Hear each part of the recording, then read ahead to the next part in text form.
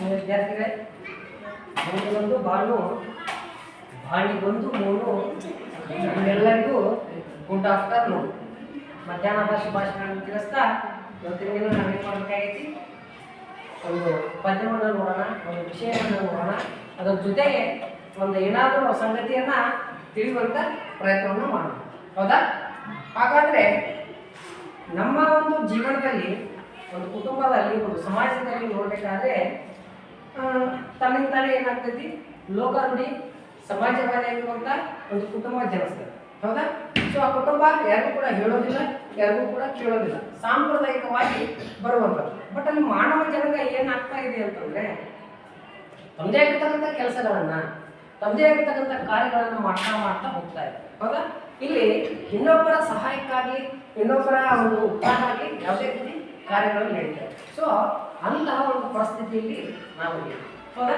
So ಆ ಪರಿಸ್ಥಿತಿಗಳನ್ನು ನಾವೇನು ಮಾಡೋಣ ಈಗ ಅಂತಂದ್ರೆ, ಆ ಕೆಲವೊಂದು ಉದಾಹರಣೆಗಳ ಮೂಲಕ, ಕೆಲವೊಂದು ಚಿತ್ರಗಳ ಮೂಲಕ, ಕೆಲವೊಂದು ಮಾತಿನ ಮೂಲಕ, ಕೆಲವೊಂದು ವಿಷಯಗಳ ಮೂಲಕ ನಾವೇನು ಮಾಡಬೇಕಾಗಿದೆ, ಅದನ್ನು ನೋಡ್ತಾ ಹೋಗೋಣ. ಹೌದಾ?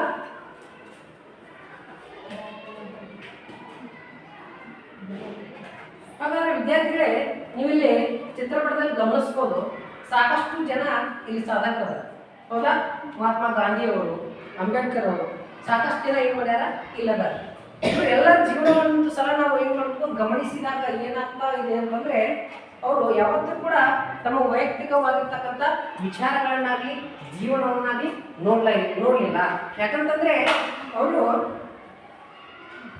ರಾಷ್ಟ್ರದ ಹಿತಾಸಕ್ತಿಗಾಗಿ, ಸಮಾಜವಾದಿಯಾಗಿ ಏನು ಮಾಡ್ತಾ ಇದ್ರು, ತಮ್ಮದೇ ಇರ್ತಕ್ಕಂಥ ತ್ಯಾಗವನ್ನು ಮಾಡಿದರು ಜೀವನವು. ಹೌದಾ? ಇವತ್ತು ಗಾಂಧೀಜಿಯವರು ಅದಾರ ಅಂತಂದ್ರೆ, ಆ ರಾಷ್ಟ್ರಕ್ಕಾಗಿ ಸ್ವಾತಂತ್ರ್ಯವನ್ನು ತರುವುದರಲ್ಲಿ ಎಷ್ಟೊಂದು ಹೋರಾಟಗಳನ್ನು ಮಾಡಿದರು. ಅವಾಗ ತಮ್ಮ ಕುಟುಂಬವನ್ನಾಗಲಿ, ತಮ್ಮ ಮನೆಯನ್ನಾಗಲಿ, ತಮ್ಮ ಸದಸ್ಯರನ್ನಾಗಲಿ ಯಾವುದೇ ರೀತಿ ವಿಚಾರವನ್ನು ಮಾಡಿಲ್ಲ. ಅಂಥದ್ರಲ್ಲಿ ಈ ಎಲ್ಲ ಸಾಧಕರು ಅಷ್ಟೇ. ಹೌದಾ? ತಮ್ಮದೇ ಇರ್ತಕ್ಕಂಥ, ತಮ್ಮದೇ ಆಗುವಂಥ ಯಾವುದೇ ಉಪಕಾರವನ್ನು ಬಯಸದೆ ಈ ನಾಡಿಗಾಗಿ, ಈ ರಾಷ್ಟ್ರಕ್ಕಾಗಿ ಯಾವಾಗಲೂ ನಿರಂತರವಾಗಿ ದುಡಿದು ನಿಸ್ವಾರ್ಥ ಸೇವೆಯನ್ನು ಕೊಟ್ಟವರಲ್ಲಿ ಈ ಒಂದು ಸಾಧಕರ. ಹೌದಾ? ಅದೇ ರೀತಿಯಾಗಿ ನಾವು ಮುಂದೆ ನೋಡ್ತಾ ಹೋದಾಗ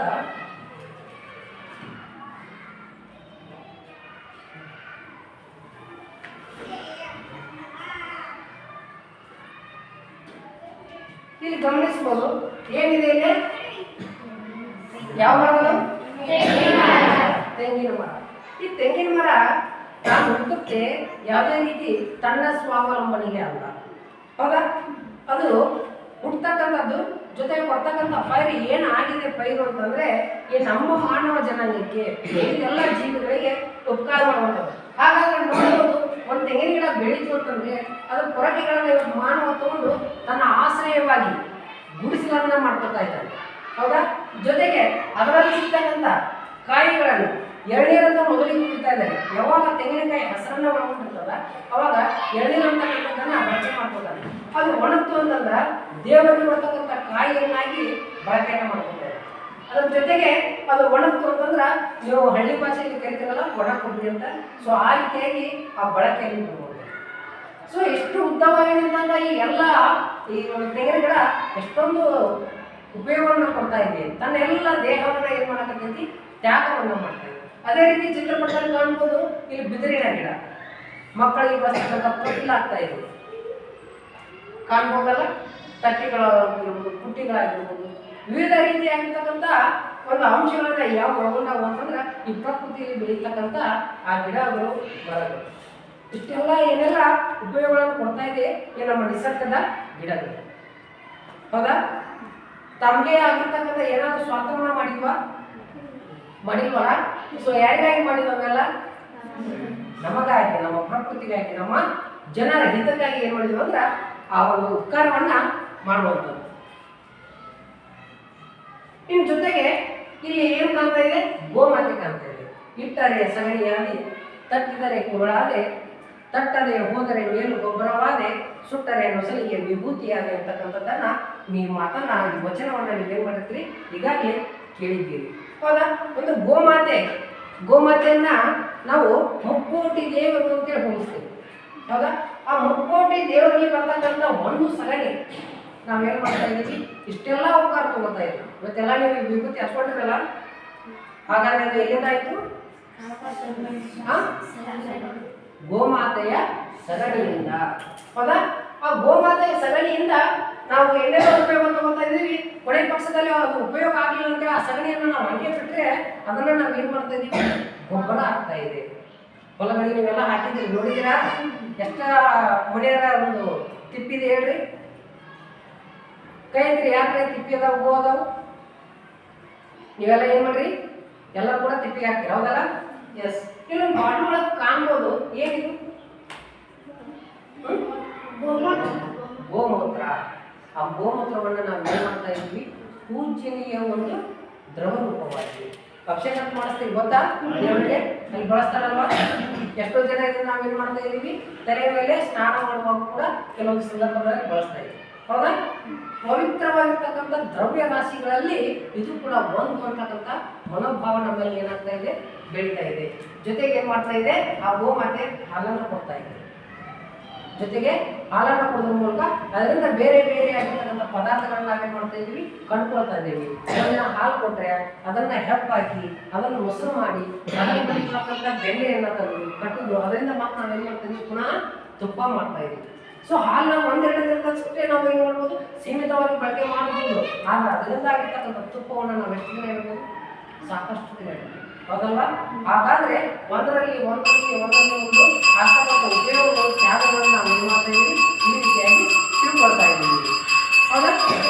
ಅದೇ ರೀತಿಯಾಗಿ ಹುಲ್ಲಾಗು ಬೆಟ್ಟದಲ್ಲಿ ಮಳೆಯ ಮಲ್ಲಿಗೆಯಾಗು, ಕಲ್ಲಾಗು ಕಷ್ಟಗಳ ಮಳೆಯ ಬಿಡಿಸುಗೆ, ಬೆಲ್ಲ ಸಕ್ಕರೆಯಾಗು ದೀನ ದುರ್ಬಲರಿಗೆ ಎಲ್ಲಗಳ ಒಂದಾಗುವ ಮೌಲ್ಯಕ್ಕಿರುವ. ಇದನ್ನು ನಾನು ಏನು ಮಾಡಿದ್ದೆ? ಸಾರ್ಥಕ ಬದುಕಿನ ಸಾರ್ಥಕ ಅಂತಕ್ಕಂಥ ಒಂದು ಗದ್ಯ ಭಾಗವನ್ನು ಹೇಳುವಂದಾಗ ನಿಮಗೆ ಆಲ್ರೆಡಿ ನಾನು ಹೇಳಿದ್ದೆ, ಹೌದಾ? ಏನಾದ್ರು ಹೇಳ್ತಿದ್ದೆ? ಕಲ್ಲಾಗು ಹುಲ್ಲಾಗು ಬೆಟ್ಟದಲ್ಲಿ, ಬೆಟ್ಟದ ಹತ್ರ ಏನಾಗಬೇಕು? ನಾವು ಸಣ್ಣ ಹುಲ್ಲಾಗಬೇಕು. ದೊಡ್ಡ ಮರಗಳ ಆಗುವಂಥ ಅವಶ್ಯಕತೆ ನಾವಿಲ್ಲ. ಯಾಕೆ? ಅಲ್ಲಿರ್ತಕ್ಕಂಥ ಹುಲ್ಲು ಚಿಕ್ಕದಾದರೂ ಸಹ ಯಾವುದೇ ಮೇಲೆ ದೊಡ್ಡ ಗಾತ್ರದ ಕಲ್ಲಾಗಲಿ ಏನೇ ಆಗಲಿ ಬಿದ್ದರೂ ಸಹ ಅದೇನು ಮಾಡ್ತಾ ಇದೆ? ಪುನಃ ಆ ಕ್ಷಣಕ್ಕೆ ಮಾತ್ರ ಮಡಿಸಿ ಬಿದ್ದಿರ್ತೈತೆ ಹುಲ್ಲು, ಹೌದಾ?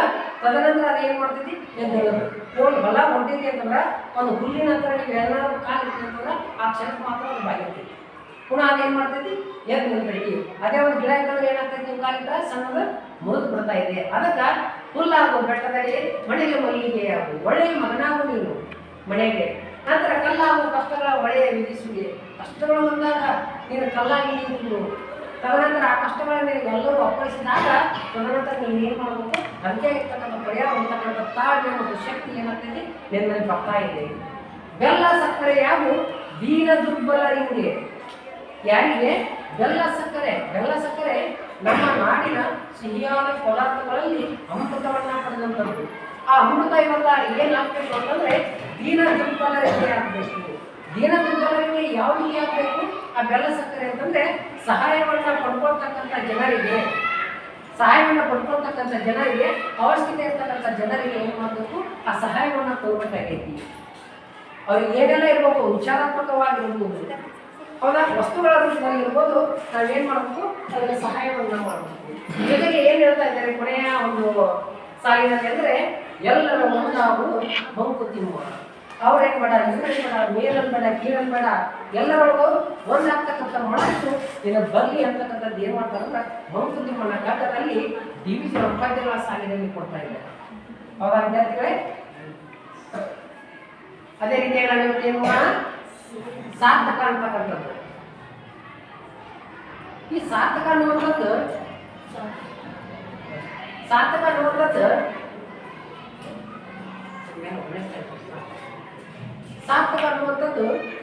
ಬಹಳಷ್ಟು ಅವಶ್ಯಕವಾಗಿರುವಂಥದ್ದು, ಹೌದಾ? ಈ ಸಾರ್ಥಕತೆಗೆ ಒಂದು ಉದಾಹರಣೆಯಾಗಿ ನಾವು ನೋಡಿದಾಗ,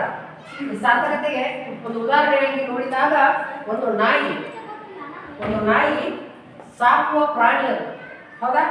ಆ ಪ್ರಾಣಿಗೆ ಒಂದು ಹೊತ್ತು ಊಟ ನಾವು ಕೊಡೋದ್ರ ಮೂಲಕ ತನ್ನ ಒಂದು ನೀತಿಯಾಗಿ ಯಾವುದೇ ರೀತಿ ಅನ್ಯಾಯ ಇಲ್ಲದ ಕೆಲಸವನ್ನು ಕಾರ್ಯನಿರ್ವಹಿಸುವಂಥದ್ದಿದ್ರೆ ಅದು ನಾಯಿ, ಹೌದಾ? ಆ ನಾಯಿ ಏನಂತ ಹೆಸರು ಇಟ್ಟರು? ನಾಯಿ ಏನಂತ ಕರೀತಾರೆ? ನಿಯತ್ತು ಇದೆ ಅಂತ ಹೇಳ್ತಾರೆ. ಹೌದಾ? ಆ ನಿಯತ್ತಿನಿಂದ ಕೆಲಸ ಮಾಡ್ತಕ್ಕಂಥದ್ದು ಅವನನ್ನು ಸಾಕಿದಂತಹ ಮಾಲಕನಿಗೆ. ಕೇವಲ ಒಂದು ತುಪ್ಪ ಅನ್ನ ಕೊಡುವ ಕಾರಣಕ್ಕೆ ಅದು ಏನ್ ಮಾಡ್ತಾ ಇದೆ, ಎಲ್ಲವನ್ನ ಸ್ವಾರ್ಥವಾಗಿರದೆ ನಿಸ್ವಾರ್ಥವಾಗಿ ತನ್ನದೇ ಇರ್ತಕ್ಕಂಥ ಕೆಲಸವನ್ನ ಮಾಡ್ತಾ ಇದೆ. ಹಾಗಾದ್ರೆ ಸಾರ್ಥಕ ಅನ್ನುವಂಥದ್ದು ಕೇವಲ ಮನುಷ್ಯ ಹುಟ್ಟಿನಿಂದ ಸಾಯುವವರೆಗೆ ಇರುವಂತಹ ಕೆಲಸ ಕಾರ್ಯಗಳು ಯಾವುದೇ ರೀತಿ ಸಾರ್ಥಕ ಆಗೋದಿಲ್ಲ. ಮನುಷ್ಯ ಇದ್ದಾಗಲೇ ಏನು ಮಾಡಬೇಕಾಗಿದೆ, ಸಾರ್ಥಕವನ್ನು ಪಡ್ಕೋಬೇಕು, ಸಹಾಯವನ್ನು ಮಾಡಬೇಕು, ಪರರ ಸಮಾಜಕ್ಕಾಗಿ ಪರರ ಕುಟುಂಬಕ್ಕಾಗಿ ತನ್ನದೇ ಆಗಿರ್ತಕ್ಕಂಥ ಏನಾದರೂ ಏಳಿಗೆ ಕೊಡುಗೆಯನ್ನ ಈ ಸಮಾಜಕ್ಕೆ ಕೊಡಬೇಕಾಗಿದೆ. ಹೌದಾ? ಅಟ್ಲೀಸ್ಟ್ ನೀವು ಬದುಕ್ದಾಗ ಕೊಡಲಿಲ್ಲ ಅಂತಂದ್ರೆ ಅಟ್ಲೀಸ್ಟ್ ನೀವು ಏನು ಮಾಡ್ರಿ, ಸತ್ತಾಗಾದ್ರೂ ಏನಾದರೂ ಒಂದು ಜೀವನ ಸಾರ್ಥಕ ಆಗಲಿ ಅಂತಕ್ಕಂಥದ್ದು ಈ ಮೂಲ ಪದ್ಯದ ಏನಾಗೈತಿ, ಆಶಯ. ಹಾಗಾದ್ರೆ ಇದನ್ನು ಬರೆದಂಥವ್ರು ಯಾರು ಅಂತಂದ್ರೆ ದಿನಕರ ದೇಸಾಯಿಯವರು. ದಿನಕರ ದೇಸಾಯಿಯವರು ನೋಡೋಣ ಇವ್ರ ಪರಿಚಯವನ್ನ. ಕನ್ನಡ ಚೌಕದಿನ ಜನಕ, ಚುಟುಕು ಬ್ರಹ್ಮ ಎಂದು ಖ್ಯಾತರಾಗಿರುವಂಥವ್ರು ಯಾರು ಅಂತಂದ್ರೆ ನಮ್ಮ ದಿನಕರ ದೇಸಾಯಿ. ಇವರು 1909ರಲ್ಲಿ ಜನಿಸ್ತಾರೆ. ಉತ್ತರ ಕನ್ನಡ ಜಿಲ್ಲೆಯ ಅಂಕೋಲಾ ತಾಲೂಕಿನ ಹಲಗೇರಿ. ಇವರ ತಂದೆ ದತ್ತಾತ್ರೇಯ, ತಾಯಿ ಅಂಬಿಕಾ ಅಂತ ಕರೀತಾರೆ. ಈ ದತ್ತಾತ್ರೇಯ ಮತ್ತು ಅಂಬಿಕಾ ಅನ್ನುವಂಥವ್ರ ಒಂದು ಮಡಿಲಲ್ಲಿ ಏನ್ ಮಾಡ್ತಾರ ಅಂತಂದ್ರೆ ಇವರ ಸುಪುತ್ರನಾಗಿ ಹುಡುಕ್ತಾರ.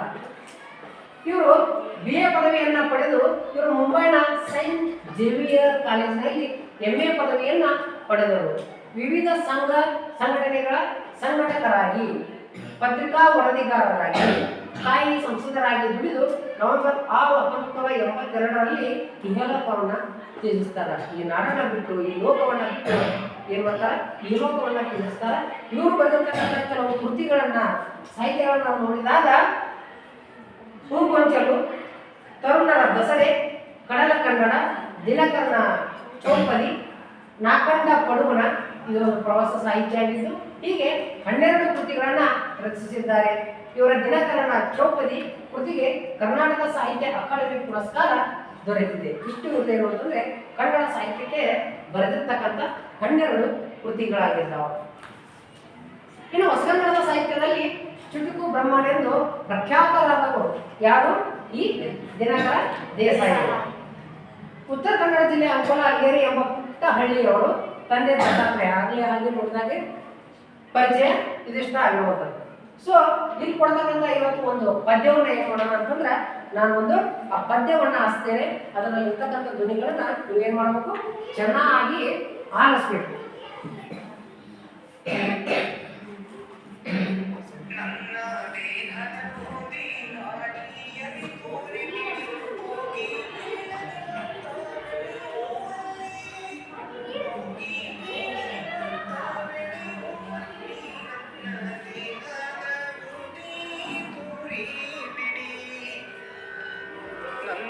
ದೇಹದ ಬೂದಿ ಗಾಳಿಯಲ್ಲಿ ತೂರಿ ಬಿಡಿ, ಹೋಗಿ ಬೀಳಲಿ ಭತ್ತ ಬೆಳೆಯುವಲ್ಲಿ, ಹೋಗಿ ಬೀಳಲಿ ಭತ್ತ ಬೆಳೆಯುವಲ್ಲಿ, ನನ್ನ ದೇಹದ ಬೂದಿ ತೂರಿ ಬಿಡಿ. ಬೂದಿ ಗೊಬ್ಬರದಿಂದ ತೆನೆಯೊಂದು ನೆಗೆದು ಬರೆ, ಧನ್ಯವಾಯಿತು ಹುಟ್ಟು ಸಾವಿನಲ್ಲಿ, ಧನ್ಯವಾಯಿತು ಹುಟ್ಟು ಸಾವಿನಲ್ಲಿ, ನನ್ನ ದೇಹದ ಬೂದಿ ತೂರಿ ಬಿಡಿ.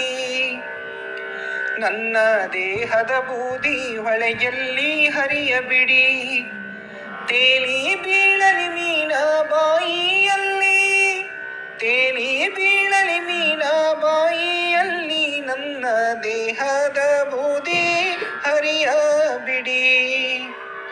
ಮುಷ್ಟಿ ಬೂದಿಯ ತಿಂದು ಪುಷ್ಟವಾಗಲು ಮೀನು, ಧನ್ಯವಾಯಿತು ಹುಟ್ಟು ಸಾವಿನಲ್ಲಿ, ಧನ್ಯವಾಯಿತು ಹುಟ್ಟು ಸಾವಿನಲ್ಲಿ, ನನ್ನ ದೇಹದ ಬೂದಿ ಹರಿಯಬಿಡಿ. ನನ್ನ ದೇಹದ ಬೂದಿ ಗಾಳಿಯಲ್ಲಿ ತೂರಿ ಬಿಡಿ, ಹೋಗಿ ಬೀಳಲಿ ಭತ್ತ ಬೆಳೆಯುವಲ್ಲಿ, ಹೋಗಿ ಬೀಳಲಿ ಭತ್ತ ಬೆಳೆಯುವಲ್ಲಿ, ನನ್ನ ದೇಹದ ಬೂದಿ ತೂರಿ ಬಿಡಿ. ನನ್ನ ದೇಹದ ಬೂದಿ ಹೊಲದಲ್ಲಿ ಬೀಗಿ ಬಿಡಿ, ನನ್ನ ದೇಹದ ಬೂದಿ ಕೊಳದಲ್ಲಿ ಬೀಗಿ ಬಿಡಿ ತಾವರೆಯೋ ದಿನ ದಿನವೂ ಅರಳುವಲ್ಲಿ ತಾವರೆಯೋ ದಿನ ದಿನವೂ ಅರಳುವಲ್ಲಿ ನನ್ನ ದೇಹದ ಬೂದಿ ಬೀಗಿ ಬಿಡಿ ಬೂದಿ ಕೆಸರನು ಕೂಡೆ ಹೊಸ ಪಂಕಜವು ಮೂಡಿ ಬೂದಿ ಕೆಸರನು ಕೂಡಿ ಹೊಸ ಪಂಕಜವು ಮೂಡೆ ಧನ್ಯವಾಯಿತು ಹುಟ್ಟು ಸಾವಿನಲ್ಲಿ ಧನ್ಯವಾಯಿತು ಹುಟ್ಟು ಸಾವಿನಲ್ಲಿ ನನ್ನ ದೇಹದ ಬೂದಿ ತೂರಿ ಬಿಡಿ ನನ್ನ ದೇಹದ ಬೂದಿ ಗಾಳಿಯಲ್ಲಿ ತೂರಿ ಬಿಡಿ ಹೋಗಿ ಬೀಳಲಿ ಭತ್ತ ಬೆಳೆಯುವಲ್ಲಿ ಹೋಗಿ ಬೀಳಲಿ ಭತ್ತ ಬೆಳೆಯುವಲ್ಲಿ ನನ್ನ ದೇಹದ ಬೂದಿ ತೂರಿ ಬಿಡಿ ಸತ್ತ ಮೇಲಾದರೂ ದೇಹ ಸೇವೆಗೆ ನಿಲ್ಲಲಿ ಸತ್ತ ಮೇಲಾದರೂ ದೇಹ ಸೇವೆಗೆ ನಿಲ್ಲಲಿ ಇಂದಿಗೆ ನರ ಜನ್ಮ ಸೇವೆಗೆಂದು ಇಂದಿಗೆ ನರ ಜನ್ಮ ಸೇವೆಗೆಂದು ತನ್ನ ಸ್ವಾರ್ಥವನೆನೆದು ವ್ಯರ್ಥವಾಗಿದೆ ದೇಹ ತನ್ನ ಸ್ವಾರ್ಥವನೆನೆದು ವ್ಯರ್ಥವಾಗಿದೆ ದೇಹ ನಿಜ ಸೇವೆ ಗೈಯಲಿಕ್ಕೆ ಬರಲಿ ಮುಂದು ನಿಜ ಸೇವೆ ಗೈಯಲಿಕ್ಕೆ ಬರಲಿ ಮುಂದು ನನ್ನ ದೇಹದ ಬೂದಿ ಗಾಳಿಯಲ್ಲಿ ತೂರಿ ಬಿಡಿ ಹೋಗಿ ಬೀಳಲಿ ಭತ್ತ ಬೆಳೆಯುವಲ್ಲಿ ಹೋಗಿ ಬೀಳಲಿ ಭತ್ತ ಬೆಳೆಯುವಲ್ಲಿ ನನ್ನ ದೇಹದ ಬೂದಿ ತೂರಿ ಬಿಡಿ ದೇಹದ ಬೂದಿ ತೂರಿ ಬಿಡಿ. ಕೇಳಿದ್ರಲ್ಲ ವಿದ್ಯಾರ್ಥಿಗಳೇ, ಜನಕರ ದೇಸಾಯಿ ಅವರು ಬರೆದಂಥ ಏನದು ಒಂದು ಪದ್ಯ. ಹಾಗಾಗಿ ಏನಿದೆ ಇದರಲ್ಲಿ ಒಂದು ಮಾನವ ಒಂದು ಜನಾಂಗ ಒಂದು ಬದುಕಿದ್ದಾಗ ಏನಾದರೂ ಸಾಧಿಸಲಿಕ್ಕೆ ಆಗಲಿಲ್ಲ ಅಂದ್ರೂ ಕೂಡ ಏನು ಮಾಡಬೇಕು ಅನ್ನೋದನ್ನು ಈ ಪದ್ಯ ಮೂಲಕ ಹೇಳ್ತಾರೆ. ಹಾಗಾದರೆ ಒಳ್ಳೆಯ ಒಂದು ಪದ್ಯ ಭಾಗವನ್ನು ನೋಡ್ತಾ ಹೋಗೋಣ. ನನ್ನ ದೇಹದ ಬೂದಿ ಗಾಳಿಯಲ್ಲಿ ತೂರಿ ಬಿಡಿ ಹೋಗಿ ಬೀಳಲಿ ಭತ್ತ ಬೆಳೆಯುವಲ್ಲಿ. ನೋಡಿ, ವ್ಯಕ್ತಿ ಏನು ಮಾಡಿದ್ದಾನೆ, ಈಗ ಸತ್ತು ಬಿಟ್ಟಿದ್ದಾನೆ. ಆ ಸತ್ತಂತ ಆ ದೇಹಕ್ಕೆ ಇರ್ತಕ್ಕಂಥ ಚಿತೆ, ಆ ಬೆಂಕಿಯಿಂದ ಆಗಿರ್ತಕ್ಕಂಥ ಬೂದಿ ಏನಿರ್ತದ, ಆ ಬೂದಿ ಏನಿರ್ತದ ಅದನ್ನು ಎಲ್ಲಿ ಹಾಕ್ಬೇಕಾಗೈತಿ? ಗಾಳಿಯಲ್ಲಿ ತೂರಿ ಬಿಡಿ. ಗಾಳಿಯಲ್ಲಿ ಯಾಕೆ ತೂರು ಅಂತ ಹೇಳಿದ್ರು? ಹಾಗೆ ನಾವು ತೂರ್ಬೋದಿತ್ತಲ್ಲ, ಯಾಕೆ ಗಾಳಿಯಲ್ಲಿ ತೂರಿದ್ರು? ನಾವು ಆ ಬೂದಿಯನ್ನು ತುರಿದಾಗ ಏನ್ ಮಾಡ್ತಾ ಇದೆ, ಹೋಗಿ ಕ್ಷಣಮಾತ್ರದ ನಿರ್ದಿಷ್ಟ ಪ್ರದೇಶಕ್ಕೆ ಬೀಳ್ತಾ ಇದೆ. ನೀವೇನಾದ್ರೂ ಚೆಲ್ಲಿದ್ರಿ ಅಂತಂದ್ರೆ ಏನ್ ಮಾಡ್ತದೋ ಅದೇ ಒಂದು ಸ್ಥಳದಲ್ಲಿ ಬೀಳ್ತಾ ಇದೆ. ಅದನ್ನ ಗಾಳಿಯಲ್ಲಿ ತೂರುವುದರಿಂದ ಏನಾಗ್ತಾ ಇದೆ, ಪ್ರತಿಯೊಂದು ಕ್ಷೇತ್ರದಲ್ಲಿ ಪ್ರತಿಯೊಂದು ಸ್ಥಳಗಳಲ್ಲಿ ವಿನ್ಯಾಸವಾಗಿ ಗಾಳಿಯ ಒಂದು ರಭಸಕ್ಕೆ ಅದು ಏನಾಗ್ತಾ ಇದೆ, ದೂರ ದೂರ ದೂರ ಹೋಗಿ ಬೀಳ್ತಾ ಇದೆ. ನೀವು ಆ ಚಿತ್ರದ ಒಂದು ಹಿಂದೆ ನೋಡ್ಬೋದು, ಏನೆಲ್ಲ ಹಸಿವಾಗಿರ್ತಕ್ಕಂಥ ಒಂದು ಆ ಹೊಲದ ಒಂದು ಪೈರನ್ನ ನೀವು ಕಾಣ್ಬೋದು, ಹೌದಾ? ಸೊ ಆ ದೇಹದ ಬೂದಿಯನ್ನ ಗಾಳಿಯಲ್ಲಿ ತುರಿಬಿಟ್ಟಾಗ ಹೋಗಿ ಎಲ್ಲಿ ಬೀಳ್ತಾ ಇದೆ, ಅದು ಭತ್ತದ ಮೇಲೆ. ಆ ಬೂದಿಯನ್ನ ನಾವೇನ್ ಮಾಡ್ತಾ ಇದ್ದೇವೆ, ಹಿಂಗೆಲ್ಲ ತುಂಬವಾಗಿ ಗಾಳಿಯಲ್ಲಿ ಹಾಕಿದಾಗ ಹಲವಾರು ಭತ್ತಗಳ ಮೇಲೆ ಬೀಳ್ತಾ ಇದೆ. ಆ ಹಲವಾರು ಭತ್ತಗಳ ಒಂದು ಆ ಬೆಳೆಗೆ ಬಿದ್ದಾಗ ಆ ಬೂದಿ ಏನಾಗ್ತಾ ಇದೆ, ಆ ನೀರಿನಲ್ಲಿ ಆ ಮಣ್ಣಿನಲ್ಲಿ ಅದು ಕೂಡ ಕರಗ್ತಾ ಹೋಗ್ತಾ ಇದೆ. ಆ ಕರಗಿ ಹೋಗ್ತಾ ಇರೋದ್ರ ಜೊತೆಗೆ ಏನ್ ಮಾಡ್ತಾ ಇದೆ, ಆ ಭತ್ತದ ಬೆಳೆಯನ್ನ ನಿರ್ದಿಷ್ಟವಾಗಿ ಆರೋಗ್ಯಕರವಾಗಿ ಬೆಳೆಯುವಂತ ಸಸಿಯನ್ನ ಮಾಡುವಂತಹ ಕಾರ್ಯ ಈ ನಮ್ಮ ಬೂದಿ ಏನ್ ಮಾಡ್ತಾ ಇದೆ, ಆ ಪೈರಿಗೆ ಮಾಡುವಂತ ಸಹಾಯ ಆಗ್ತಾ ಇದೆ. ಬೂದಿ ಗೊಬ್ಬರದಿಂದ ತೆರೆಯನ್ನು ನೆಗೆದು ಬರೆ ಧನ್ಯವಾಯಿತು ಹುಟ್ಟು ಸಾವಿನಲ್ಲಿ.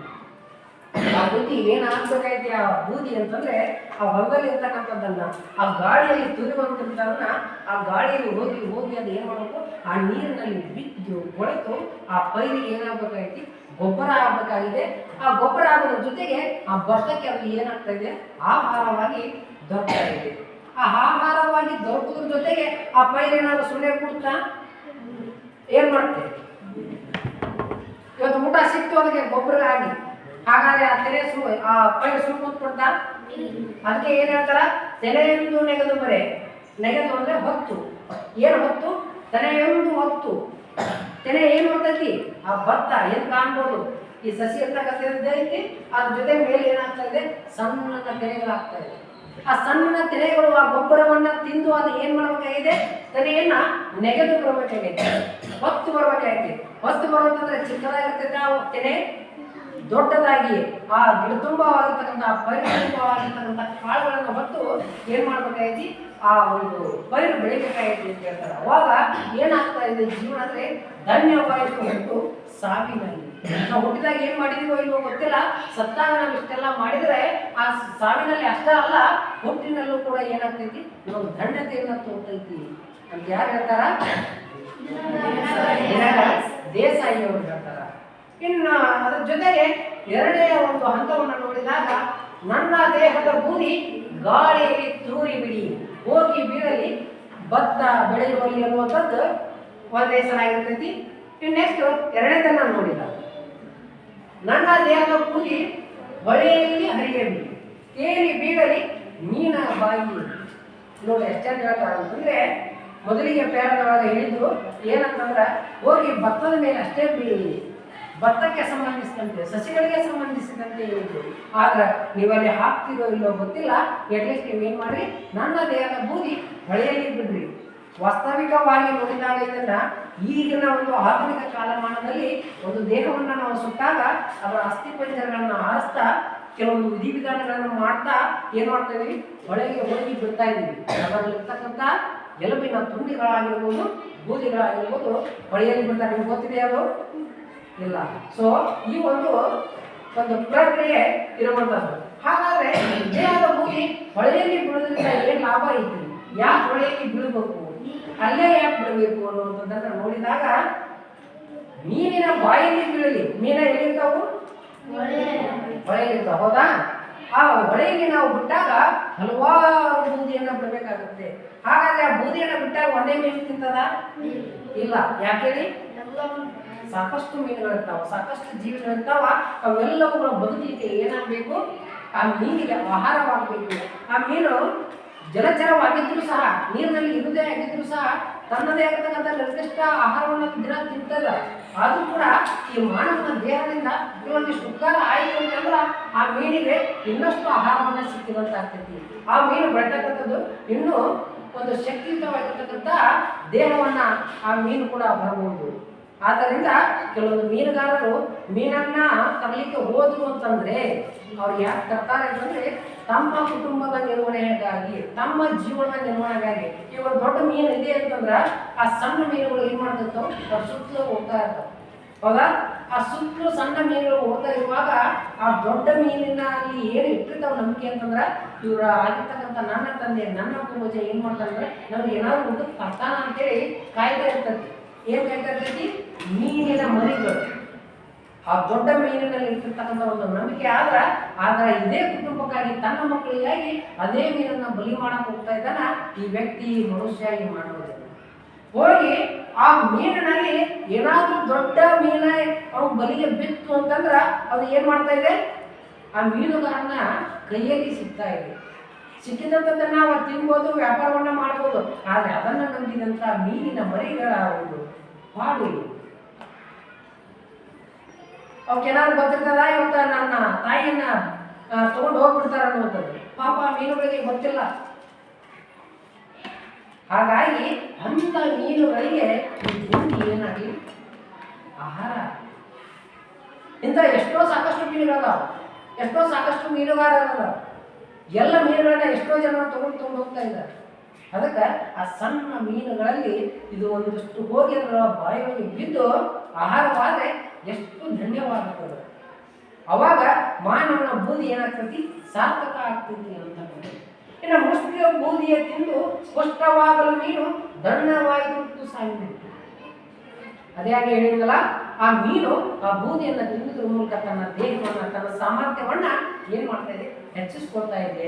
ಇದನ್ನಾದ್ರೂ ಮಾನವ ಮಾಡಿದ್ರೆ ಅವನದು ಹುಟ್ಟು ಏನಾಗ್ತದ, ಅವನ ಸಾವು ಏನಾಗ್ತದ ಅಂದ್ರೆ ಧನ್ಯತೆಯನ್ನು ಪಡ್ಕೊಳ್ತಾ ಇದೆ. ಯಾರ ಬೂದಿ, ಮನುಷ್ಯನ ಬೂದಿ. ಯಾರಿಗೆ ಧನ್ಯ ಬರ್ತದ, ಹುಟ್ಟು ಸಾವಿನಲ್ಲಿ ಯಾರಿಗೆ ಆಗ್ತಾರೆ, ಮಾನವನಿಗೆ ಆಗುತ್ತೆ. ಪುಷ್ಟ ಯಾರಾಗ್ತಾರೆ,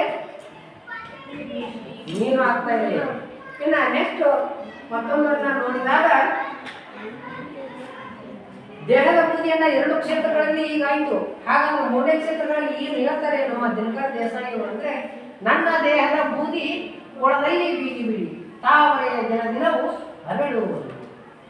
ನೋಡಿ, ದೇಹದಿಂದ ಆಗಿರ್ತಕ್ಕಂಥ ಬೂದಿ ಏನು ಮಾಡ್ಬೇಕು? ಇವಾಗ ನಾವು ಎಲ್ಲಿ ಹಾಕ್ಬೇಕು? ಈಗ ಕೊಳದಲ್ಲಿ ಹಾಕ್ಬೇಕು. ಕೊಳದಲ್ಲಿ ಗಮನಿಸ್ತಾ ಇದ್ದಾರ? ಹಿಂದೆ ಏನ್ ಕಾಣ್ತಾ ಇದೆ ನಿಮಗೆ? ಎಲೆಗಳದಾವ, ಹೂವಿನ ಗಿಡಗಳದಾವ. ಆ ಗಿಡಗಳಿಗೆ ಏನ್ ಮಾಡಬೇಕು? ದಿನ ದಿನ ದಿನ ದಿನ ಹುಟ್ಟತಕ್ಕಂಥದ್ದು ಏನು? ಹೂವು. ಒಂದು ದಿನ ಹುಡ್ತಾ ಒಂದಿನ ಸುಮ್ಮರುತ್ತಾ? ಪ್ರತಿದಿನ ಹುಟ್ಟುತ್ತಲ್ವಾ? ಅದಕ್ಕೆ ಆ ಕೊಳದಲ್ಲಿ ಆ ದೇಹದ ಬೂದಿಯನ್ನ ಬಿಟ್ಟರೆ ಆ ದಿನ ಅರಳುತ್ತಕ್ಕಂಥ ಹೂಗಳಿಗೆ ಏನ್ ಮಾಡಬೇಕು? ಅಲ್ಲಿ ಆಹಾರ ಆಗಬೇಕು ಈ ಬೂದಿ. ಆ ನೀರೊಳಗೆ ಹೋಗಿ ಬಿತ್ತು ಅಂತಂದ್ರೆ ಅದು ಕೊಳತು ಹೋಗ್ತಾ ಇದೆ. ಆ ಕೊಳ್ತಕ್ಕಂಥ ಬೂದಿ ಏನಾಗಬೇಕು ಅಂತಂದ್ರೆ ಗೊಬ್ಬರ ಆಗ್ತಾ ಇದೆ. ಆ ಗೊಬ್ಬರ ಯಾರಿಗೆ ಶಕ್ತಿ ನೀಡ್ತಾ ಇದೆ ಅಂತಂದ್ರೆ ಈ ಸಸಿಗಳಿಗೆ, ಹೂವಿನ ಗಿಡಗಳಿಗೆ, ತಾವರೆ ಹೂಗಳು ಹುಟ್ಟತಕ್ಕಂಥ ಅರಳತಕ್ಕಂಥ ಆ ಬಡ್ಡಿಯ ಬೇರುಗಳಿಗೆ ಏನಾಗ್ತಾ ಇದೆ? ಎಲ್ಲ ಆಹಾರ ಆಗ್ತಾ ಇದೆ. ಬೂದಿ ಕೆಸರನ್ನು ಕೂಡಿ ಹೊಸ ಪಂಕಜವು ಮೂಡೆ ಧನ್ಯವಾಯಿತು ಹುಟ್ಟು ಸಾವಿನಲ್ಲಿ. ಆ ಬೂದಿ ಏನ್ ಮಾಡ್ತಾ ಇದೆ? ಕೆಸರು, ರಜ್ಜು ಅದನ್ನ ಸೇರ್ತಾ ಇದೆ. ಹೊಸ ಪಂಕಜ, ಪಂಕಜ ಅಂದ್ರೆ ಹೂ. ಆ ಬೂದಿ ಆ ಕೆಸರನ್ನ ಕೂಡಿದಾಗ ಅಲ್ಲಿ ಏನಾಗ್ತಾ ಇದೆ?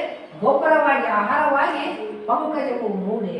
ಆ ಹೊಸ ಹೂವು ಹುಟ್ಟತಕ್ಕಂಥದ್ದಕ್ಕೆ ಏನಾಗ್ತಾ ಇದೆ? ಕಾರಣ ಆಗ್ತಾ ಇದೆ. ಅಲ್ಲಿ ಬರ್ತಕ್ಕಂಥ ಹೂವು ಒಂದು ಯಾವುದೇ ರೀತಿ ಅಸಾಮರ್ಥ್ಯನ ಹೊಂದದೆ ತನ್ನದೇ ಇರ್ತಕ್ಕಂಥ ಸಾಮರ್ಥ್ಯನ ಹೊಂದಿ ಏನಾಗ್ತಾ ಇದೆ ಅಂದ್ರೆ ಒಂದು ನಿಸರ್ಗದ ವಿಸ್ಮಯವಾಗಿ ಆ ಹೂವು ಅರಳ್ತಾ ಇದೆ ಅಂತ ಹೇಳ್ತಾರೆ. ಆ ಹೂವು ಒಂದು ದಿನಕ್ಕೆ ಒಂದೇ ಸಲ ಅರಳ್ತದೆ, ಹೌದಾ? ಆಗ ಅದ್ರಲ್ಲಿ ಇರ್ತಕ್ಕಂಥ ಖುಷಿ ನನ್ನಂತಾನೆ ಕೊಡ್ತಾರೆ. ಅದು ಹೂವಿನ ಧರ್ಮ. ಅರ್ಥ ಆಗ್ತದ? ಆ ಹೂವ ತಾನು ಬೆಳಗ್ಗೆ ಆ ಹೂವಿನ ಗಿಡದಿಂದ ಒಂದು ಮನೆಗೆ ಹೋಗ್ತೀನೋ, ಒಂದು ಮಂದಿರಕ್ಕೆ ಹೋಗ್ತೀನೋ, ಒಂದು ಮಸನಕ್ಕೆ ಹೋಗ್ತೀನೋ ಗೊತ್ತಿಲ್ಲ. ಆದರೆ ನರ್ತಕ್ಕಂಥ ಸುವಾಸನೆಯನ್ನು ಕೊಡ್ತಕ್ಕಂಥ ಹೂವಿನ ಗುಣ ಅದು ನಿಸರ್ಗದ ಗುಣ. ಹಾಗಾಗಿ ಹೊಸ ಪಂಕಜ ಮೂಡಿ ಅವಾಗ ಏನಾಗ್ತದೆ? ಈ ಮನುಷ್ಯ ಧನ್ಯವಾಯಿತು ಹುಟ್ಟು ಸಾವಿನಲ್ಲಿ. ನೀನು ಅಲ್ಲೂ ಮಾಡಲಿಲ್ಲ ಇಲ್ಲೂ ಮಾಡಲಿಲ್ಲ ಅಂತಂದ್ರು ಕೂಡ ಏನ್ ಮಾಡು? ಒಂದು ಕೊಳದಲ್ಲಿ ಆದ್ರೂ ಹೋಗಿ ಬಿಟ್ಟುಬಿಡು. ಆ ಹೂವಿನಲ್ಲಿ ಆದ್ರೂ ಕೂಡ ಏನಾಗ್ತೈತಿ ಅಂತಂದ್ರೆ ಆ ಪಂಕಜ ಹೋಗ್ತೈತಿ, ಅದಕ್ಕಾದ್ರೂ ಕಸಿ ಕೊಡ್ತೈತಿ ಅಂತಕ್ಕಂಥದ್ದನ್ನ ನಮ್ಮ ದಿನಕರ ದೇಸಾಯಿ ಅವರು ಏನ್ ಮಾಡ್ತಾರೆ ಅಂತಂದ್ರೆ ಹೇಳುವುದು. ಇನ್ನ ಕೊನೆಯದಾಗಿ ಇರ್ತಕ್ಕಂಥ ಒಂದು ನುಡಿಯನ್ನು ನೋಡಿದಾಗ, ಸತ್ತ ಮೇಲಾದರೂ ದೇಹ ಸೇವೆಗೆ ನಿಲ್ಲಲಿ, ಇಂದಿಗೆ ನನ್ನ ಜನ್ಮ ಸೇವೆ ಎಂದು ತನ್ನ ಸ್ವಾರ್ಥವನ್ನು ಎಳೆದು ವ್ಯರ್ಥವಾಗಿದೆ ದೇಹ ನಿಜ ಸೇವೆ ಬೆಳೆಯಲಿಕ್ಕೆ ಬರಲಿ ಮುಂದು ಅಂತೇಳಿ. ಸತ್ತ ಮೇಲಾದರೂ ದೇಹ ಸೇವೆಗೆ ನಿಲ್ಲಲಿ. ನೋಡಿ, ಇವರು ಹೇಳಿರುವಂಥದ್ದು ದಿನಕರ ದೇಸಾಯಿ ಅವರು ಬದುಕಿದಾಗ ಮಾನವ ಏನನ್ನೂ ಮಾಡಿಲ್ಲ. ಆದ್ದರಿಂದ ಸತ್ತ ಮೇಲಾದರೂ ಏನಾದರೂ ಸಹಾಯಕ್ಕೆ ಬರ್ತದೆ ಅಂತಂದ್ರೆ ಅದನ್ನ ಬೂದಿಯನ್ನಾಗಿ ಆಕಾರವನ್ನಾಗಿ ಇಟ್ಕೊಂಡು ಅದಕ್ಕೆ ಸತ್ತ ಮೇಲಾದರೂ ದೇಹ ಸೇವೆಗೆ ನಿಲ್ಲಲಿ. ದೇಹ ಸತ್ಬಿಟ್ಟಿದೆ, ಇವತ್ತು ಬದುಕಿದಾಗಂತೂ ಏನೋ ಮಾಡಲಿಲ್ಲ. ಅದಕ್ಕೆ ಇನ್ಮೇಲಾದ ಸೇವೆ ನಿಲ್ಲಲಿ. ಇನ್ಮೇಲಾದ ಸೇವೆ ನಿಲ್ಲಲಿ ಅಂದ್ರೆ ಹೆಂಗ? ದೇಹ ಬೂದಿ ಆಗ್ತೈತಲ್ಲ, ಆ ಬೂದಿ ಎಲ್ಲೆಲ್ಲಿ ಬಳಕೆ ಆಗ್ತಾವ? ನೀರಲ್ಲಿ ಬಳಕೆ ಆಗ್ತೈತೆ, ಮೀನಿನಲ್ಲಿ ಬಳಕೆ ಆಗ್ತೈತೆ, ಕೊಳದಲ್ಲಿ ಬಳಕೆ ಆಗ್ತೈತೆ. ಇನ್ನು ಎದಕ್ಕೆ ಮತ್ತೆ ಉಪಯೋಗ ಆಗ್ತೈತಿ? ಅಲ್ಲಿ ಉಪಯೋಗ ಬಂದ ಸೇವೆಯನ್ನು ತನ್ನದೇ ಇರ್ತಕ್ಕಂಥ ಸೇವೆಯನ್ನು ಸಲ್ಲಿಸಿ ಇಂದಿಗೆ ನರಜನ್ಮ ಸೇವೆ ಎಂದು ಅವನು ಬದುಕಿದಾಗ ಏನು ಮಾಡಿಲ್ಲ. ಬರೀ ಸತ್ತಾಗಾದ್ರೂ ಏನ್ ಮಾಡ್ಬೇಕಾಯ್ತಿ? ನರಜನ್ಮ, ಈ ನರಮನುಷ್ಯ ಏನ್ ಮಾಡ್ಬೇಕಾಯ್ತಿ? ಆ ಸೇವೆಯನ್ನು ಕೇಳಿ ನಿಲ್ಲಬೇಕಾಗೈತಿ. ತನ್ನ ಸ್ವಾರ್ಥವನ್ನು ನೆನೆದು ವ್ಯರ್ಥವಾಗಿದೆ ದೇಹ. ನೋಡಿ, ಬದುಕಿದಾಗ ಮನುಷ್ಯ ಏನ್ ಮಾಡ್ಬಿಟ್ಟಾನ? ಸ್ವಾರ್ಥ ಪ್ರಪಂಚ, ಇದು ನಂದು, ಇದು ನಮ್ಮವರು, ಇದು ನಂದೇ ಎಲ್ಲ, ನನಗೆ ಆಗ್ಬೇಕು ಅಂತಕ್ಕಂಥದ್ದು ಸ್ವಾರ್ಥ ಅಂತಕ್ಕಂಥ ವಿಷವನ್ನ ತುಂಬಿದಂತ ಈ ಮನುಷ್ಯನ ದೇಹ ಬದುಕಿದ್ದಾಗ ಉಪಯೋಗಕ್ಕೆ ಬರಲಿಲ್ಲ. ಸ್ವಾರ್ಥವಾಗಿ ಅವ ಎಷ್ಟೇ ಕೂಡ ಇಟ್ಕೊಂಡು ಕೂಡ ಅವನು ಏನಾಗಲಿಲ್ಲ, ವ್ಯರ್ಥ ಆಗಿ ಹೋಗಿದ್ದೆ ಆ ಜೀವನ. ಆ ವ್ಯರ್ಥ ತನ್ನ ಸ್ವಾರ್ಥವನ್ನು ಎಳೆದು ತನ್ನ ಸ್ವಾರ್ಥನೇ ನೆನೆಸ್ತಾ ಏನ್ ಮಾಡ್ತಾ ಇದ್ದಾನೆ ಅಂದ್ರೆ ತನ್ನ ಜೀವನವೇ ವ್ಯರ್ಥ ಮಾಡ್ಕೊಳ್ತಾ ಇದ್ದಾನೆ. ವ್ಯರ್ಥ ಮಾಡ್ಕೊಂಡು ಏನ್ ಮಾಡ್ತಾ ಇದ್ದಾನೆ? ಉಪಯೋಗಕ್ಕೆ ಬಾರದ ಜೀವನವನ್ನ ಈ ಮನುಷ್ಯ ಮಾಡ್ಕೊಳ್ತಾ ಇದ್ದಾನೆ. ಅದರ ಸಂಬಂಧ ತನಗೇ ಆಗಬೇಕು, ತನ್ನದೇ ಇರಬೇಕು, ತನ್ನದೇ ಅಹಂಕಾರ, ತನ್ನದೇ ಬುದ್ಧಿ, ತನ್ನದೇ ಚಾಣಕ್ಷತೆಯಿಂದ ತನ್ನ ದೇಹದಲ್ಲಿ ಇರ್ತಕ್ಕಂಥ ಸ್ವಾರ್ಥ, ತನ್ನಲ್ಲಿರ್ತಕ್ಕಂಥ ಗೌರವವನ್ನ ಕಳ್ಕೊತಾ ಇದ್ದಾರೆ. ಹಾಗಾದ್ರೆ ಏನ್ ಮಾಡ್ಬೇಕಾಗೈತಿ? ನಿಜ ಸೇವೆ ಗೈಯಲಿಕ್ಕೆ ಬರಲಿ. ಬದುಕಿದಾಗ ಬರಲಿಲ್ಲ, ಕೊನೆಯ ಸತ್ತ ಪಕ್ಷದಲ್ಲಿ ಅಲ್ಲಿರ್ತಕ್ಕಂಥ ಬೂದಿ ಆಕಾರವಾಗಿ ನಾವೇನ್ ಮಾಡ್ಬೇಕಾಯ್ತು ಅಂದ್ರೆ ನಿಜ ಸೇವೆಗೆ. ಹಾಗಾದ್ರೆ ನಿಜ ಸೇವೆ ಹೌದಾ ಅಲ್ವಾ? ಬೂದಿಯಿಂದ ಆಗ್ಬೋದು, ಆಗ್ತದ? ಅದಕ್ಕೆ ಏನ್ ಹೇಳ್ತಾರಂದ್ರ ನಿಜ ಸೇವೆಗೆ ಬರಲಿ ಅಂತೇಳಿ. ಹಾಗಾದ್ರೆ ನಾವು ಆಮೇಲೆ ತಾನೇ ಹಾಕಿರುವಂತಹ ಭತ್ತ ಹಾಕಿದ್ವಲ್ಲ ನೋಡಿದ್ರ ಫಸ್ಟ್ಗೆ. ಇವತ್ತೇನ್ ಮಾಡ್ತಾ ಇದೆ ಅದು? ಏನ್ ಮಾಡ್ತಾ ಇದೆ? ಪೈರನ್ನ ಕೊಡ್ತಾ ಇದೆ. ಪೈರನ್ನ ಕಿತ್ತೆ ಹಾಕ್ತಿದಾರ, ಹಚ್ಕೊಳ್ತಿದಾರ, ಹಚ್ಕಡೆ ರಾಶಿ ಮಾಡಿರ್ತಾ ಇದ್ದಾರೆ. ಸತ್ತಾಗ ಏನ್ ಮಾಡಿದ? ಏನು ಕಾಣಲಿಲ್ಲ.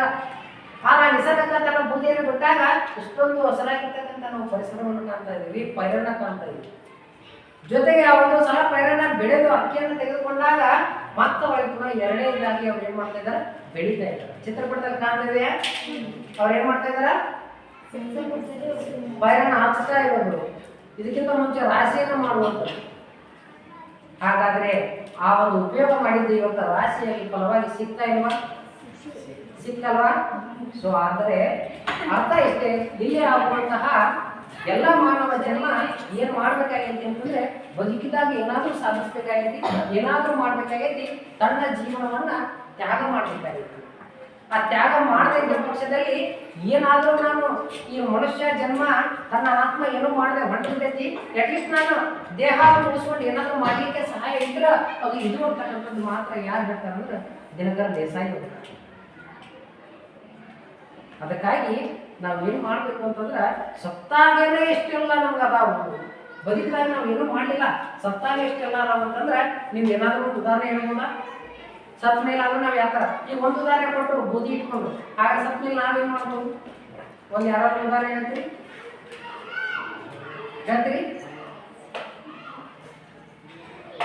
ಈಗ ಒಂದು ದೇಹ ಸಾಯ್ತದೆ, ಸತ್ತಾಗ ಈ ಒಂದು ದೇಹವನ್ನು ನಾವು ಸುಟ್ಟು ಬಿಡ್ತಾ ಇದ್ದೀವಿ ಅಥವಾ ಒಂದು ಅಂತಿಮ ಸಂಸ್ಕಾರದಲ್ಲಿ ಆ ಮಣ್ಣನ್ನು ಕೊಡೋದಾಗಿರ್ಬೋದು, ಎರಡರೊಳಗೆ ಒಂದಂತೂ ಮಾಡ್ತೀವಿ. ಇದು ಸತ್ಯನಾ? ಒಬ್ಬ ಯಾವುದೇ ಕಾರಣಕ್ಕೆ ಒಬ್ಬ ಸತ್ತಾನ ಅಂತಂದ್ರೆ ಸಾಯಿ ಓಕೆ, ಒಂದು ಮಣ್ಣು ಮಾಡಿಬಿಟ್ವಿ ಅಂತಂದ್ರೆ ಅವನ ದೇಹದ ಎಲ್ಲ ಅಂಗಾಂಗಗಳನ್ನ ಏನು ಮಾಡ್ತಾ ಇದ್ದೀವಿ ಅಂತಂದ್ರೆ ಎಲ್ಲ ಮುಗಿದು ಹೋಗ್ತಾ ಇದೆ. ಹಾಗಾದ್ರೆ ಅದನ್ನು ನಾವು ಮಣ್ಣು ಮಾಡದೆ ಅವನ ದೇಹದಲ್ಲಿ ಇರ್ತಕ್ಕಂಥ ಅಂಗಾಂಗಗಳು, ಕಣ್ಣು ಆಗಿರ್ಬೋದು, ಕಿಡ್ನಿ ಆಗಿರ್ಬೋದು, ಹೃದಯ ಆಗಿರ್ಬೋದು, ಅವನನ್ನು ನಾವು ತೆಗೆದುಕೊಂಡು ಇಟ್ಟುಕೊಂಡು ಅವುಗಳನ್ನ ಮತ್ತೆ ಪರನಿಗೆ ಅದರಿಂದ ವಿತರಣೆಯನ್ನು ಹೊಂದಿರುವಂಥವ್ರಿಗೆ, ಯಾರಿಗೆ ಕಣ್ಣಿಲ್ಲ, ಯಾರಿಗೆ ಹೃದಯ ಇಲ್ಲ, ಯಾರಿಗೆ ಕಿಡ್ನಿ ಇಲ್ಲ, ಅವರಿಗೆ ಅದನ್ನು ನಾವು ಹಾಕೋದ್ರಿಂದ ಎಷ್ಟು ತ್ಯಾಗ ಆಗ್ಬೋದಲ್ಲ. ಇದು ಸತ್ ಮೇಲೆ ತಾನೇ. ನಾವು ಯಾರನ್ನೋ ಹೋಗಿ ಮಣ್ಣೊಳಗೆ ಇಡ್ತಾ ಇದ್ದೀವಿ, ಸುಡ್ತಾ ಇದ್ದೀವಿ ಅಂತಂದ್ರೆ ಅವನಲ್ಲಿ ಇರ್ತಕ್ಕಂಥ ಎರಡೂ ಕಣ್ಣುಗಳು ನಶ್ವರ ಆಗ್ತಾ ಇದೆ, ಅವನಲ್ಲಿ ಇರ್ತಕ್ಕಂಥ ಕಿಡ್ನಿಗಳು ಸುಟ್ಟು ಹೋಗ್ತಾ ಇದ್ದಾವೆ. ಆ ಒಳ್ಳೆ ಕಿಡ್ನಿಗಳಿಗಾವು ಯಾವುದೋ ಒಂದು ಕಾರಣ ಸತ್ಬಿಟ್ಟ ನಾವು ಹೃದಯಘಾತ ನಮ್ಸರಿ ಇಟ್ಕೊಳ್ಳಿ, ಹೃದಯ ಬರಲ್ಲ ಹೋಗಿ, ಕಿಡ್ನಿ ಸಿಗ್ಬೋದಾ, ಕಣ್ಣು ಸಿಗ್ಬೋದಾ? ಹಾಗಾದ್ರೆ ಎಷ್ಟು ಜನ ಈ ನಮ್ಮ ದೇಶದಲ್ಲಿ ಕುರುಡದ, ಎಷ್ಟು ಜನ ಕಿಡ್ನಿ ವೈಫಲ್ಯದಿಂದ ಬಳಲ್ಲ. ಒಂದು ದಿನ ನಮ್ಮ ದೇಶದೊಳಗೆ ಎಷ್ಟು ಜನ ಸಾಯಾಗತ್ತಾರ. ಒಂದು ಸಲ ಒಂದು ದಿನ ಜನ ಸಾಯೋದನ್ನ ನಾವು ಎಲ್ಲ ಅಂಗಾಂಗಗಳನ್ನು ಕೂಡಿಸಿಟ್ಕೊಂಡ್ರೆ 2 ದಿನ ನಮ್ಮ ದೇಶ ಏನಾಗ್ತದೆ ಎಲ್ಲರಿಗೂ ಕಣ್ಕೊಳ್ಬೋದು. ಆದ್ರೆ ಇದ್ದಂಥ ಕಣ್ಣನ್ನು ನಾವು ಸುಡ್ತಾ ಇದ್ದೀವಿ, ಕುರುಡರಾಗಿ ಉಳಿತಾ ಇದ್ದೀವಿ. ಹಾಗಾದ್ರೆ ನಾವೇನಾದ್ರೂ ತ್ಯಾಗ ಮಾಡ್ಬೋದಲ್ಲ? ನಾವು ನಾಳೆ ಸಾಯ್ತಾ ಇದ್ದೀವಿ ಅಂತಂದ್ರೆ ನಮ್ಗೆ ಏನಾದರೂ ಒಂದು ಭಾಗವನ್ನು ಕೊಡೋದ್ರಿಂದ ಮತ್ತೊಬ್ಬರಿಗೆ ಬೆಳಕಾಗ್ತೈತಿ ಜೀವನದಾಗ ಅಂತ ನಾವು ಮಾಡ್ಬೋದಲ್ಲ? ಹಾಗಾಗಿ ಇದ್ದಾಗ ಮಾಡಕ್ಕೆ ಸಾಧ್ಯ ಇದ್ರೂ ಕೂಡ ನಾವೇನು ಮಾಡ್ಬೇಕೈತಿ? ಸತ್ತಾಗ ಅದನ್ನು ಮಾಡ್ಬೇಕಾಗೈತಿ. ಹಾಗಾದ್ರೆ ವಿದ್ಯಾರ್ಥಿಗಳೇ, ನೀವು ಇಷ್ಟೆಲ್ಲ ತಿಳ್ಕೊಂಡ್ರಿ, ಹಾಗಾದ್ರೆ ಸತ್ತ ಮೇಲೆ ಅಷ್ಟೇ ನಾವು ಉಪಯೋಗ ಆಗ್ಬೇಕಾ? ಸತ್ತ ಮೇಲೆ ಅಷ್ಟೇ ನಾವು ಉಪಯೋಗ ಆಗ್ಬೇಕಾ? ಬಲಿದಾನ ಮಾಡ್ಬೋದಲ್ಲ? ಹಾಗಾದ್ರೆ ಮಾಡ್ತಿರಲ್ಲ, ಏನೆಲ್ಲ ಸಹಾಯ ಮಾಡ್ತಿರಲ್ಲ. ಅರ್ಥ ಇಷ್ಟೇ, ನಾವು ಇದ್ದಾಗ ಏನನ್ನೂ ತೆಗೆದುಕೊಂಡು ಹೋಗುವುದಿಲ್ಲ, ಇಲ್ಲವಾದರೂ ಕೂಡ ಏನನ್ನೂ ತೆಗೆದುಕೊಂಡು ಹೋಗುವುದಿಲ್ಲ. ಅದಕ್ಕೆ ಇರುವಂಥ ಸಹಾಯಗಳನ್ನು ಮಾಡಬೇಕಾಗ್ತದೆ, ಪರೋಪಕಾರ ಇರಬೇಕಾಗ್ತೈತಿ. ಈ ದೇಹ ಬಿದ್ದು ಬಿದ್ದು ಸತ್ತು ಹೋಗೋದಷ್ಟೇ ಅಲ್ಲ, ತ್ಯಾಗಮಯಿ ಅನಿಸ್ಕೊಳ್ಬೇಕಾಗಿದೆ, ನಿಸ್ವಾರ್ಥ ಸೇವೆಗಳನ್ನು ಮಾಡಬೇಕಾಗಿದೆ. ಎಲ್ಲರಿಗೂ ಎಲ್ಲ ರೀತಿ ಸಹಾಯ ಮಾಡೋಕ್ಕಾಗಲ್ಲ, ಆದರೆ ತನಗೆ ತಿಳಿದಷ್ಟು ಅಲ್ಪ ಮಟ್ಟಿಗೆ ಆದರೂ ಕೂಡ ಏನು ಮಾಡಬೇಕಾಗೈತಿ? ಸಹಾಯವನ್ನು ಮಾಡಬೇಕು, ಹೌದಲ್ವಾ? ಹಾಗಾದ್ರೆ ಸಾರ್ಥಕ ಅಂತಕ್ಕಂಥದ್ದು ಬರೋದು ಯಾರು? ಮೊದಲನೇ ಸ್ಥಾನದಲ್ಲಿ ಏನು ನೀರಿನಲ್ಲಿ ಬೀಳ್ಬೇಕಂತ ಹೇಳ್ತಾರೆ? ಬೂದಿ. ಮೀನಿನ ಬಾಯಲ್ಲಿ ಏನ್ ಬೀಳ್ಬೇಕಂತ ಹೇಳ್ತಾರೆ? ಬೂದಿ. ಹಾಗಾದ್ರೆ ತಾವರೆಯಲ್ಲಿ ಸಿಗ್ತಕ್ಕಂಥ ಹೂವು ಎಷ್ಟು ದಿನ ಬರ್ತದೆ? ಪ್ರತಿದಿನ, ಒಂದು ದಿನಕ್ಕೆ ಒಂದು ಹೂವು ಅಥವಾ ಪ್ರತಿದಿನ, ಹೌದಾ? ಯಾವಾಗ ಸೇವೆಗೆ ಬರಲಿ ಅಂದ್ರು? ಸತ್ತಾಗಲಾದ್ರು ಸೇವೆ. ಏನನ್ನ ನೆನೆದು ಈ ಸ್ವಾರ್ಥ ಆಗಿದೆ ಜೀವನ, ಏನನ್ನ ನೆನೆದು ಅದೇ ಮಾನವ ಸ್ವಾರ್ಥವನ್ನು ಅರ್ಥ ಆಗುತ್ತಾ? ಹಾಗಾದ್ರೆ ಎಲ್ಲ ಅರ್ಥ ಆಯ್ತಾ ಕಡೆ? Okay, thank you.